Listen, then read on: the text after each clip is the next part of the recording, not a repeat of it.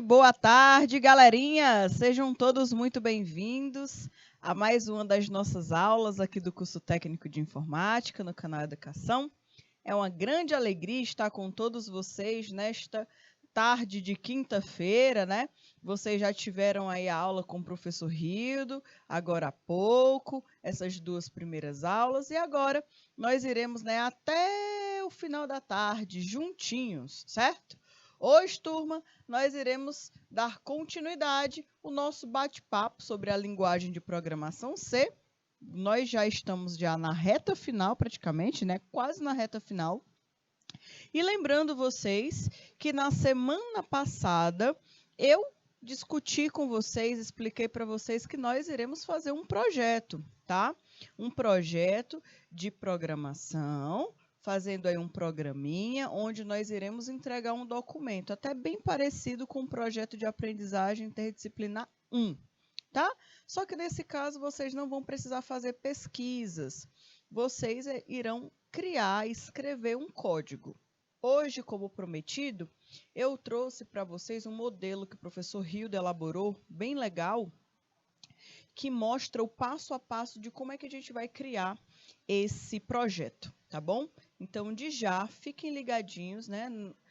Daqui a pouco a gente vai começar a falar sobre esse assunto. Eu vou explicar parte por parte do projeto, para vocês terem mais ideia de como é que vocês devem fazer esse projeto de software, ok? Lembrando, tá? Vamos aqui combinar o seguinte, certo?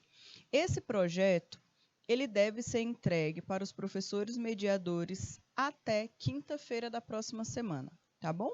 É como se fosse uma atividade de casa, só que é uma atividade de casa mais bem elaborada, certo? Que tem todo um formato bem organizado.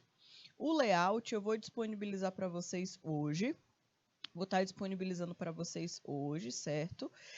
E aí, galerinha, vocês terão também uma ideia com esse layout que vai ser disponibilizado do passo a passo, tá bom? Tem todo o layout direitinho. O que é que tem que ser colocado na primeira página, na segunda página, na terceira página. Então, eu vou deixar dicas também para vocês na apresentação de hoje. Então, fiquem ligados, tá? Que hoje vai ser tipo uma espécie de retomada de vários conteúdos importantes e também nós iremos nos focar no desenvolvimento desse projeto, tá bom? Então, nós vamos ficar acordados o seguinte, a data de entrega será até quinta-feira da próxima semana, tá bom? E aí, de já, queria que vocês ficassem bem atentos com relação a isso. Professores mediadores, vocês irão receber os projetos dos seus alunos. Então, até quinta-feira é a data para receber esse projeto, certo? Então, galerinha, vocês terão aí uma semana, tá? Uma semana é o suficiente para vocês conseguirem finalizar esse projeto, tá bom? Vocês podem se organizar também em equipes, tá? Ou em duplas ou em trios, certo? Ou em duplas ou em trios, vocês podem se organizar, tá bom? E aí o professor mediador, diante da quantidade de alunos que estiverem, né, presentes na sala, que fizerem parte da sala, vocês podem verificar qual é o melhor, se é em dupla ou em trio, tá bom? Ok? O objetivo é que todo mundo consiga fazer esse projeto, que todo mundo consiga fazer o passo a passo e retornar e mostrar esse projeto para os professores mediadores, tudo bem? Então, galerinha, vamos dar início à nossa aula de hoje. A nossa disciplina é Análise Lógica de Programação. O conteúdo da aula de hoje é a elaboração de um projeto em linguagem C, que é justamente o projeto que nós conversamos já na semana passada. Então, fiquem ligadinhos, turma. Fiquem ligadinhos, fiquem atentos para vocês não perderem nada, tá? Lembrando, pessoal, outra coisa que eu vou fazer para vocês, eu vou disponibilizar alguns exemplos de código, certo? Eu vi que o professor Rildo também compartilhou com o pessoal da manhã e eu achei interessante também compartilhar com vocês alguns projetos prontos para até ajudar vocês a pensarem, a estudarem como é que pode ser feito o código de vocês, tá bom? Na semana passada, eu dei praticamente o passo a passo do projeto para vocês. praticamente o passo a passo de todo o projeto foi dado para vocês na aula passada.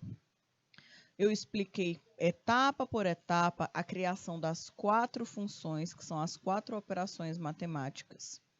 Então, galerinha, quem não assistiu a aula passada é importante que você assista, certo? Para você retomar, entender o que foi explicado. Pessoal, o roteiro da aula de hoje, o objetivo de conhecimento é a elaboração de um projeto em linguagem C. Então, esse projeto da linguagem C é a nossa atividade final do módulo 1 da disciplina de análise lógica de programação, tá bom? Então, todos os alunos devem entregar esse projeto. Quando? Quinta-feira da próxima semana. Deixa eu dar uma olhadinha aqui qual é o dia de quinta-feira, né? Qual é o dia de quinta-feira aí da semana que vem? Deixa eu dar uma olhadinha. E aí? Professora Sandra Mota, qual é o dia aí de quinta-feira da próxima semana? Deixa eu dar uma olhadinha. Dia 29, né? Então, olha aí, pessoal. Dia 29 do 9, tá? Se você for enviar por e-mail para o seu professor mediador, você pode enviar até 23h59, que ainda é dia 29, né?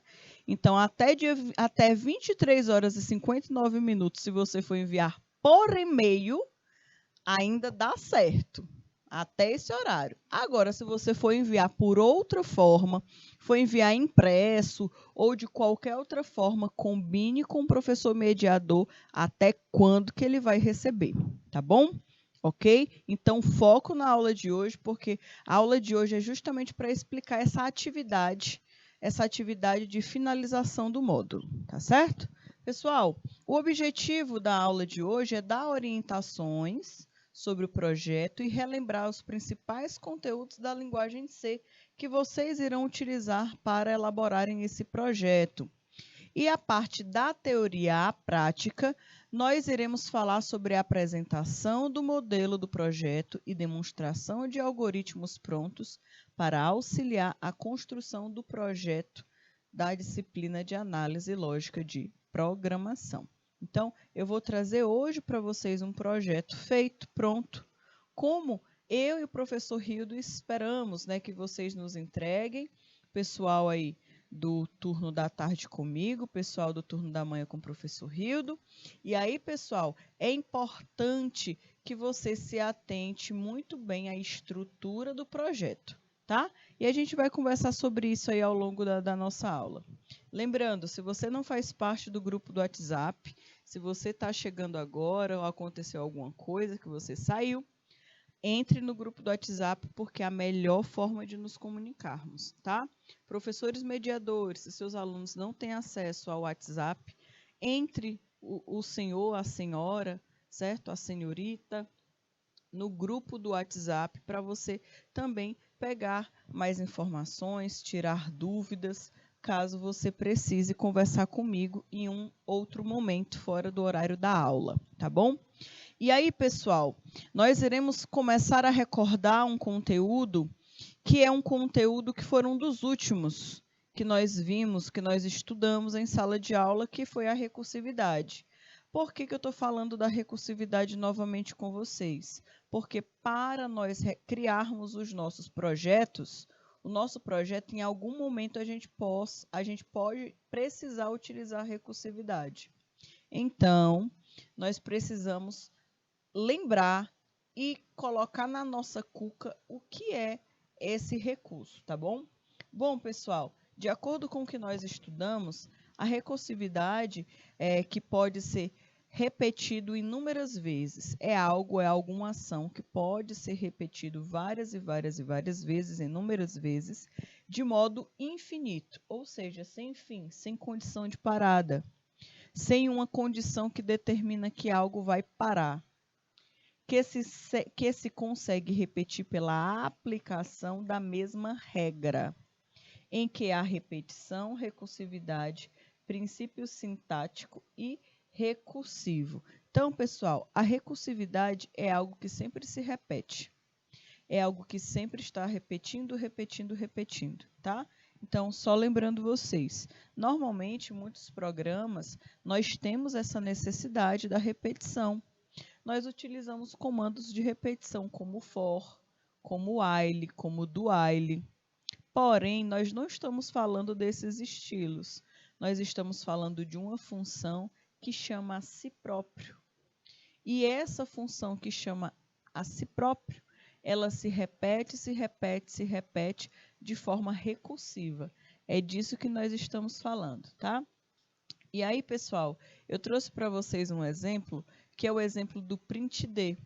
O printd, ele é responsável por imprimir um inteiro usando aí uma recursão. Então, quando você precisa imprimir um print, fazer um print com recursividade, você utiliza o comando printd. E não só print, é printd, tá bom? E aqui nós temos, por exemplo, a primeira linha de código, tá? A declaração de uma função, né? Void printd. Aqui nós temos o argumento dessa função, que é n, que também é do tipo inteiro, e começa, né? O n, ele é menor do que 0. Se ele for menor do que 0, então ele vai adicionar esse número, o símbolo de menor. Ou seja, todos os números que forem menor do que 0, eles vão receber o símbolo de menor na frente.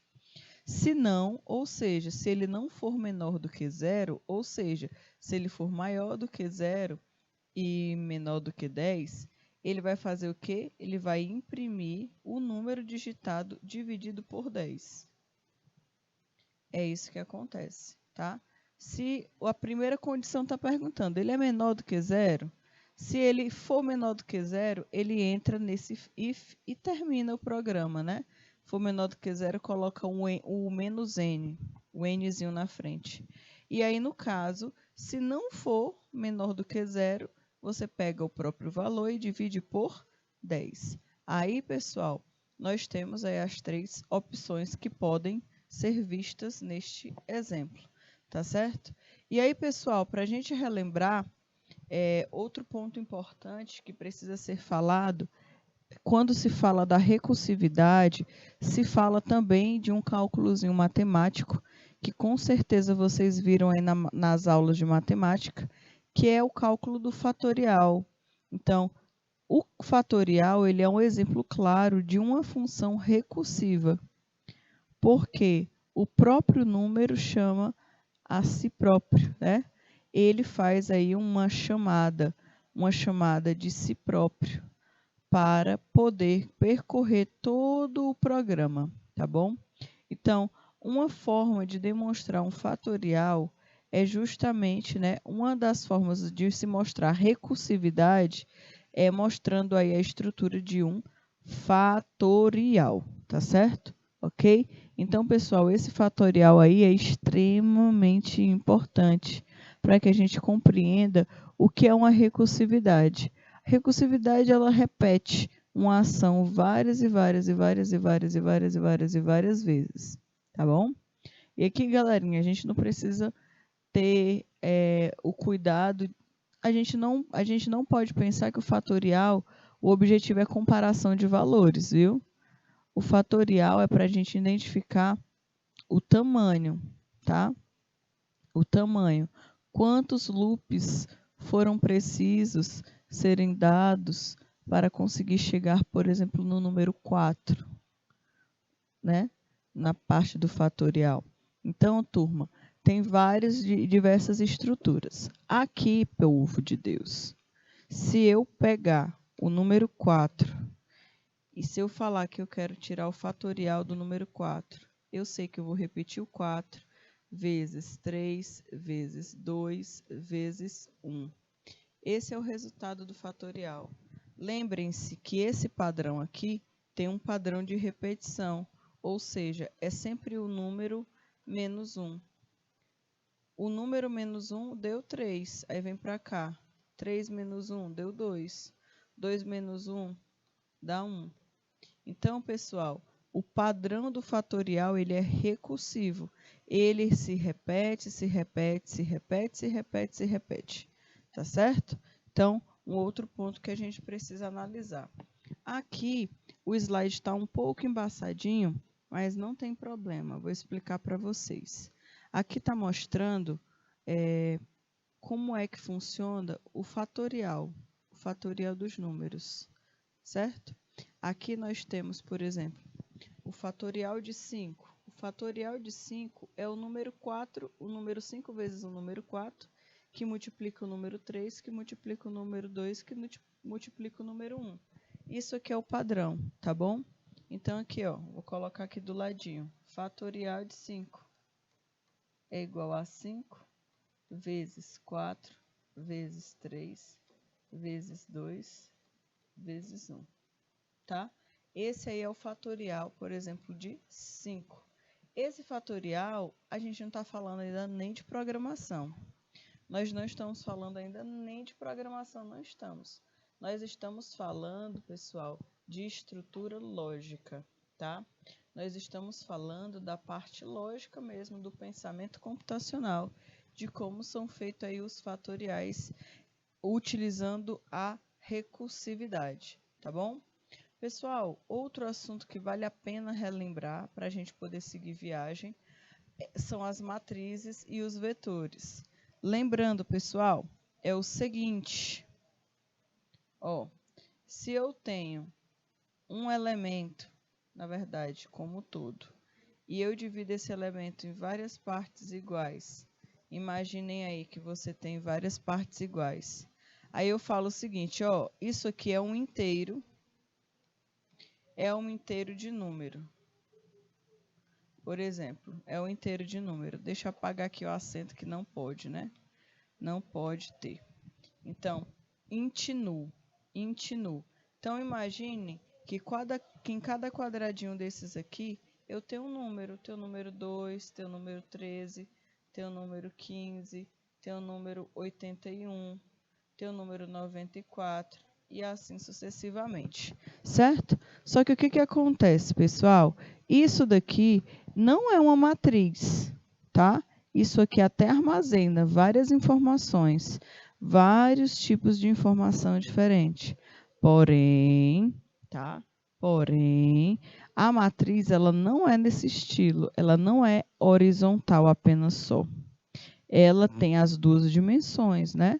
Então, turma, a matriz, ela já tem uma outra estrutura. Ela tem uma estrutura de colunas e linhas. 1, 2, 3 linhas, 1, 2, 3 colunas, por exemplo, tá? Então, aqui é que a gente identifica qual é o sinal, né? Qual é o objetivo, qual é o índice que eu determino uma determinada posição dentro da minha matriz. Eu tenho que saber ler a coordenada. A gente já conversou sobre esse assunto várias e várias vezes. É importante que vocês tenham bastante atenção com relação a essas estruturas, tá certo? E aí, turminha, eu trouxe para vocês, pessoal, aqui a declaração de um algoritmo, tá? Que fala o seguinte: essa matriz de 3 ou mais dimensões são inicializadas segundo as mesmas regras para matrizes bidimensional, tá bom? Primeiro ponto, a gente define a matriz. Quando a gente está definindo a matriz, nós estamos definindo a quantidade de linhas e a quantidade de colunas, tá bom? A quantidade de linhas e a quantidade de colunas. Turma, eu vou dar um minutinho aí para vocês fazerem a cópia dessa programação. É uma programação que ela é muito importante, que vocês tenham a noção de como um vetor realiza, tá? Como é que um vetor é demonstrado em uma programação, tá certo? Ok? Então, eu vou deixar para vocês esse código. Deixa eu dar uma olhadinha se do outro lado tem a outra parte. Não, não tem.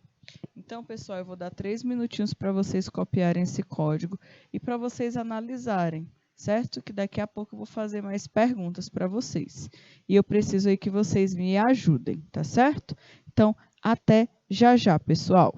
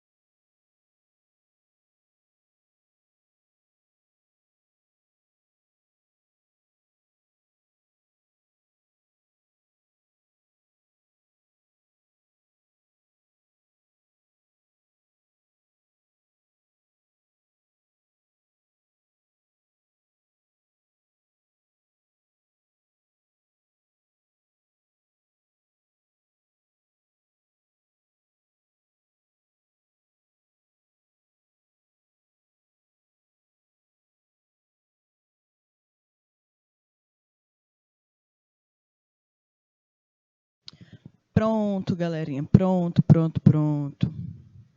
Deixa eu dar uma olhada aqui, se o pessoal colocou alguma coisa.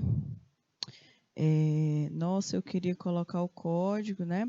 Bom, pessoal, o código que vocês podem estar testando no site Programe-se, ou se vocês possuem aí um celular, vocês podem estar instalando o celular Android, o Móvel C, tá bom? Móvel C. Ele tem um símbolo vermelho, esse aplicativo do Móvel C, que ele fica com um Czinho assim, ó, certo? É o C, não é o C++, porque tem o C e tem o C++. O nosso é a linguagem C, tudo bem? Outro ponto, pessoal, é importante que quando você faça a sua atividade, seu projeto, antes de você escrever o seu projeto, você teste o código, tá bom? Então, os colegas podem se organizar para justamente vocês se organizarem para conseguir testar em algum lugar, ou com o celular de alguém, ou com o celular de algum de vocês, ou em algum computador, caso alguém tenha acesso, tá bom? Mas é importante que você teste. Pessoal, nessa programação aqui está sendo criado uma matriz, né? Uma matriz onde ela possui 3 linhas e 4 colunas. Onde que está sendo definido isso? Está sendo definido lá em cima, ó. Tá? L recebe 4 e L recebe 3 e C recebe 4. Tá bom? E aqui, pessoal, o comando já é passado as instruções diretamente. Então, aqui, o programa já inicia com as instruções sendo inseridas, tá bom? Isso aqui pode acontecer também, isso é mais comum do que vocês imaginam. E aí, galerinha, aqui o programa está definindo qual é exatamente a localização da minha matriz que será impresso na tela. Então, ele está falando assim, olha, eu quero que você imprima na tela o valor que tem na coordenada, na coluna, na linha 0 e na coluna 3. Então, linha 0. Qual é a linha 0? A linha 0 é essa. Qual é a coluna 3? Então, coluna 0, coluna 1, coluna 3. Coluna 2, coluna 3. Então, o número que deve ser impresso aqui é o 8, por exemplo, tá? Esse é nesse primeiro print, certo? E aí, pessoal, eu quero saber com vocês o seguinte. O primeiro print eu já dei a resposta, tá? Quem vai ser impresso no primeiro print que tem aí na tela é o número 8. Mas quais serão os outros números que serão impressos? Quais são os outros números que serão impressos? Deem uma investigada aí, pessoal. Analisem essa programação e me digam o que acontece nesse segundo printf, né? Qual é o valor que é impresso na tela? Aí, pessoal, ele mostra a coordenada. Ele está falando que é para pegar a matriz math, que é de matemática, e imprimir aí a coordenada 1, 1, ou seja, linha 1, coluna 1. E aí, qual é o número que irá aparecer? Analisem aqui, tá certo? Eu vou até apagar aqui para vocês, para ficar mais fácil de vocês visualizarem. Mas aí, turminha, ó, tem aqui do lado. Deixa eu apagar aqui. Vou colocar aqui do ladinho uma sequência de números para vocês terem uma melhor noção. Então, eu tenho o número 2, número 4, número 6, número 8. Primeira linha, tá? Segunda linha, 1, 3, 5, 7. Terceira linha, 0, 1, 0, 1, por exemplo. Então, isso daí é a sequência de números que estão aí armazenados. O José Henrique já colocou o seguinte, ele acha que na coordenada 1, 1, 1 é o número... Qual é o número? O número 60, né? Olha aí. Será que é o número 60 que está sendo impresso? Será que houve alguma mudança? Vamos dar uma olhada. Primeiro, pessoal, foi inserido esses valores para a matriz. Posteriormente, foi impresso esse valor aqui, que eu já disse que é o número 8. Tá? Aí depois faz o seguinte, ó, matriz de duas matrizes, cada uma com 4 elementos do tipo inteiro. Então, ele está falando, olha, aonde tem isso aqui, o que vai acontecer? Lá na linha, você vai adicionar, por exemplo, esses números. 10, 20, 30 e 40. Isso aqui já é outra matriz, tá bom? A primeira matriz era a tab. Essa daí é MAT, né? Essa MAT aí, de matemática, é a segunda matriz. Aí, essa segunda matriz aqui, ela é de 2 linhas e 4 números. É o seguinte, ó, é 10, 20, 30 e 40. Aí, qual é a segunda linha? 50, 60, 70 e 80. Aí, ele fala o seguinte, ó, imprime a coordenada 1, 1. Então, eu tenho aqui, vou até mudar de cor, para ficar mais fácil. Essa daqui é a linha 0. Essa daqui é a linha 1. Aqui é a coluna 0, coluna 1, coluna 2, coluna 3, coluna 4, coluna 5, coluna 6 e coluna 7, por exemplo. Tá bom? E ele está querendo, ó, linha 1, coluna 1. Então, linha 1 e coluna, esse aqui é o 0, esse aqui é o 1. Então, olha aqui, ó. Tá bom? Ah, desculpa, eu errei aqui, certo? Eu, ao invés de colocar o número total, eu estava colocando do 1, do 0, do 2, né? Deixa eu adicionar aqui direitinho. Então, aqui eu tenho, né? Coluna 0, coluna 1, coluna 2, coluna 3. Aqui eu tenho a linha 0 e a linha 1, por exemplo. Então, ele está pedindo para imprimir primeiro a primeira linha, que é essa daqui. Então, a informação que será impressa está nessa linha. E aí, a outra coordenada é a coluna 1. Essa aqui é a coluna 0, a coluna 1. Então, é exatamente o número 60, tá? Então, José Henrique, muito obrigada, né? José Henrique aí colocou a resposta. E, Nina, por favor, eu queria ver só o Polo que respondeu, né, aqui no IPTV. Deixa eu dar uma olhadinha aqui, qual foi o grupo que respondeu no IPTV. Certo. Aí, galerinha, eu queria que vocês, pessoal, analisassem, né, esse código. Ó, o José Henrique acabou de colocar a resposta dele, certo? E aí, vamos dar uma olhada. Ó, foi o pessoal de São Francisco de Assis, do Piauí. Eles responderam assim, ó, imprime o valor 60 no segundo print, porque os índices começam com o 0. Exatamente. Então, tanto o José Henrique quanto o pessoal de São Francisco de Assis, do Piauí, ó, estão corretíssimos, tá? Realmente vocês aprenderam muito bem como é que funciona aí as matrizes e os vetores, viu? Muito bem, parabéns, é isso mesmo. Então, aqui, pessoal, a gente está relembrando como é que a gente faz esse manuseio, né? Como é que a gente consegue identificar, no caso, as matrizes e os vetores. Eu trouxe para vocês mais um exemplo das matrizes e vetores. Na figura 19, que é a figura que parece um cubo mágico, né? Esse cubo 4x4, a figura 19 ela esclarece bem em como definir os argumentos de linha e coluna ao fazer acesso ou atribuição a uma matriz. Então, aqui, galerinha, nós conseguimos visualizar novamente como é que funciona essa organização das matrizes com relação às linhas e às colunas. Então, sempre, toda linha começa com índice 0. Toda coluna começa com índice 0. E toda matriz tem 2 coordenadas. São 2 números que juntinhos formam a coordenada.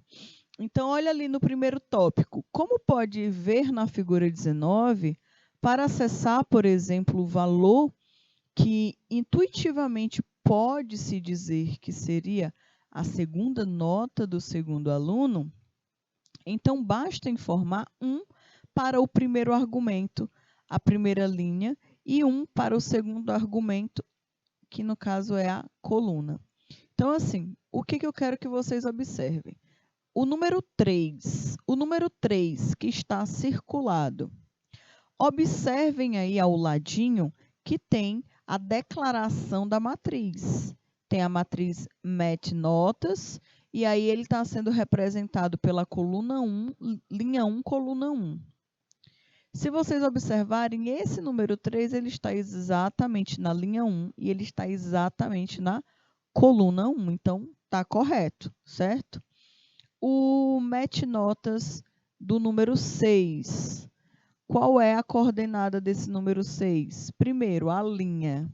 A linha é o número 2. Olha aí, vejam o índice do lado. É o índice número 2. E a coluna, que é a estrutura que fica em pezinha, ela também é o índice 3, né? Então, aqui está corretíssimo, tá, pessoal? Aqui na figura mostra mais uma vez como é que deve ser verificado, certo?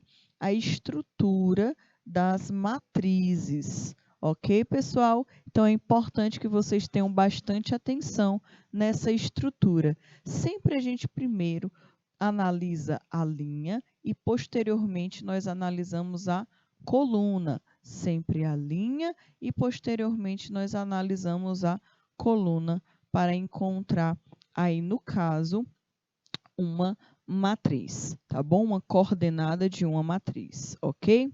Pessoal, eu trouxe para vocês essa programação, tá? Essa programação aqui. E eu queria que vocês me ajudassem. Eu queria saber algumas coisas, tá bom? Primeiro ponto que eu quero que vocês me ajudem a descobrir, né? Qual a saída? Qual a saída desse programa? O que é que ele retorna? Esse aí é o primeiro ponto. Qual a saída? Outro ponto. Qual a condição de parada? Qual a condição de parada do nosso for? Certo? E eu quero saber qual a saída. Quando eu pergunto qual a saída, eu quero saber o que vai ser impresso na tela, tá bom? O que vai ser impresso na tela quando eu executar esse programa? Qual é a condição de parada do comando for? Porque eu preciso relembrar sempre vocês para vocês não esquecerem dessas estruturas, tá bom? Então, pessoal, eu vou dar aí 3 minutinhos para vocês analisarem esse código. Conversem com seus colegas do lado. Vejam, aí do lado do código tem o número da linha. Então, fala, olha, me diz bem aí, fulano de tal, o que é que está acontecendo na linha de número 1? O que está acontecendo na linha de número 2? O que está acontecendo na linha de número 3? Os professores mediadores que estão em sala de aula com seus alunos podem se organizar para fazer essas perguntas para eles, certo? E aí, juntos, daqui a pouco, nós iremos responder, tentar analisar juntinhos como é que estão essas linhas de código, o que está acontecendo aqui, tá bom? Então, se você já souber, se você for analisando, você pode ir colocando aqui no chat do YouTube, do IPTV, que daqui a pouco, depois dos 3 minutinhos, nós vamos investigar linha por linha de código, tá certo? Então, 3 minutinhos aí na tela para vocês, pessoal.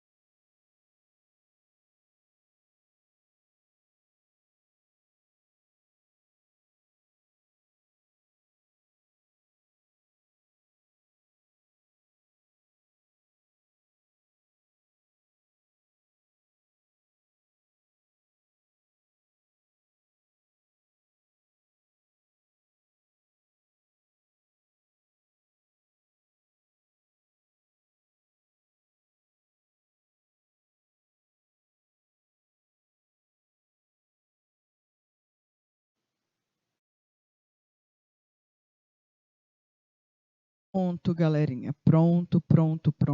Vamos retornando, né? Vamos analisar aqui juntinhos o que está acontecendo nesse código, tá bom? Já, pessoal, é importante que a gente consiga urubucervar esse código como inteiro e a gente consiga compreender algumas estruturas que estão presentes aqui nesse código. A linha 1 e a linha 2 é a declaração das bibliotecas, certo? A linha 3 é a declaração da função main, função principal de um programa. A linha 4, ela é a chave que abre a função main. A linha 5 é a declaração de duas variáveis, todas inteiras. Uma é a soma, que está sendo inicializada com o valor de 0, e a variável i, que normalmente toda vez que nós vamos utilizar um comando for, a gente precisa obrigatoriamente utilizar um contador. E normalmente a gente utiliza o contador i. Lá na linha 6, é aqui que acontece a mágica do negócio. Aqui é que está a estrutura de condição, a estrutura também de repetição. Aqui é que está a lógica do programa. Nessa linhazinha aqui, linha 6, aqui está falando o seguinte, certo? O i começa com 0, o nosso contador, na verdade, começa com 1, desculpa. Nosso contador começa com 1. E aí, a condição de parada qual é? A condição de parada é a pergunta que faz o seguinte: i é menor do que menos 1? Então, enquanto i for menor do que menos 1, ele vai repetir. Vai repetir. Ou seja, se ele começa do 1, então ele vai do 1 até o 100, tá bom? Do 1 até o 100. Ou seja, ele repete 100 vezes esse for, viu? Repete. O for vai ser, o contador vai ser 1 inicialmente, aí depois ele vai ser incrementado, vai ser o 2, vai ser 3, 4, 5, 6, 7, até chegar em 99. Aí 99 ele fala, 99 é menor do que 101? É, aí ele vai incrementa de novo, fica 100. 100 é menor do que 101? É, então ele roda de novo. Então ele vai rodar até o 100. Porque quando chegar o 101, que é a condição de parada, ele vai falar assim, 101 é menor do que 101? Não. Então, quem vai fazer essa repetição parar é o número 101, tá bom? Então, aqui do ladinho, já vou colocar para vocês. Qual é a condição de parada? O número 101. Certo? O 101 é a condição de parada, certo? E aí, pessoal, aqui não foi colocado, deixa eu dar uma olhadinha. Aqui não foi colocado, mas aqui deveria estar uma chavezinha aqui, né? Mas não tem problema não, tá bom? Olha aqui, pessoal. Aí, o que acontece? I é igual a 1? I é menor do que 101? É. I mais, né? Ele incrementa o I. Enquanto isso for verdade, o que ele vai fazer? Ele vai somar, ele vai pegar a variável soma, e soma vai receber a própria soma mais i. Ou seja, soma, quem é soma? Soma é 0. Soma é 0, começa com 0. Aí vai ficar assim, ó, a primeira, tá? Eu vou fazer a primeira aqui para vocês. Soma recebe soma, que é 0, mais o contador. O contador começa com 1. Então, a primeira impressão, certo? Que aparece aí na tela é o 1. Aí, roda de novo, né? Roda de novo. Aí, o contador deixou de ser 1 e agora passou a ser 2. Aí, ele pergunta, 2 é menor do que menos 1? É. Então, pega 2 mais. Aí, a soma, que era 1, vai fazer o quê? Vai receber 1 mais 2, que é o contador. Aí vira 3. Então, pessoal, essa impressão aqui, ó, esse print aqui, ele vai repetir 100 vezes, viu? 100 vezes. 100 vezes esse print será repetido, tá bom? E aí, ó, o valor do somatório de 1 até 100 é soma. Aí, no caso, ele vai, no caso aqui, não é imprimir 100 números. No caso, ele vai mostrar no final a soma de todos os números. Então, vai ser assim, a soma de 1, soma de 2, a soma de 3, a soma de mais 4, mais 5, mais 6, mais 7, até o número 100. Ele vai somar todos esses números. Então, o resultado, a saída final aqui, é a soma de todos os números de 1 a 100. Tá bom? Essa daí é o resultado final que vai aparecer na tela para vocês. Turma, esse exemplo testem. Testem lá no aplicativo do celular, testem lá no aplicativo do site. Vejam aí qual é a saída de dados, como é que o programa funciona. É importante que vocês façam esses algoritmos para vocês entenderem melhor o código, tá bom? E aí, turminha, tem esse outro algoritmo para vocês, certo? Esse outro algoritmo, pessoal, ele tem estruturas diferentes. E essas estruturas diferentes, eu vou também deixar um tempinho para vocês responderem. Mas essa estrutura aqui diferente de já, ó, lá na linha 9, eu quero que vocês tenham bastante atenção para vocês me dizerem que símbolo é esse. Tá? Esse símbolo aí é o quê? O que que esse símbolo faz, né? Tá certo? Esse é um dos assuntos que eu quero que vocês observem, tá? E eu quero saber qual é a saída, né? Qual a saída? Qual é a informação que será mostrada, né? Qual a saída na tela? Qual é a informação de saída na tela? E se é que tem alguma saída, tá bom? Eu quero que vocês analisem essa estrutura, tá certo? Pessoal, eu vou dar 3 minutinhos também para vocês analisarem esse código. Mais uma vez, eu peço para os professores mediadores orientarem os seus alunos para eles analisarem, principalmente aí, qual é a estrutura de saída e qual é esse símbolo que está aparecendo aí que eu circulei lá na linha 9. O que que esse símbolo faz, tá bom? Vou dar 3 minutinhos aí para vocês analisarem e já já a gente retorna para dar continuidade à nossa aula, galerinha. 3 minutinhos aí para vocês.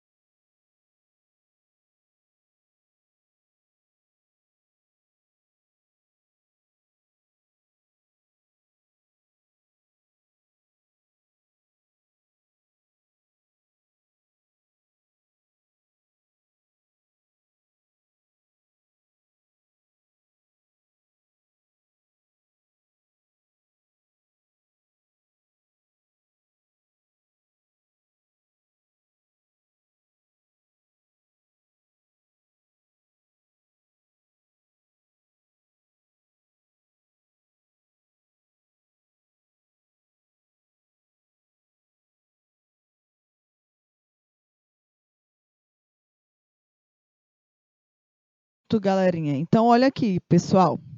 Esse código, turma, ele tem algumas estruturas bem peculiares, né? Aqui, pessoal, nós temos uma estrutura de condicionais, né? Uma condição. Nós iremos verificar. Olha aqui, ó. Certo? Nós temos aqui uma análise entre dois valores específicos, tá bom? Que já já a gente vai discutir. Bom, turma, primeiro ponto. Os dois códigos, né? A linha 1 e a linha 2, como vocês já sabem, é a declaração das bibliotecas. A linha 3 é a declaração da função main.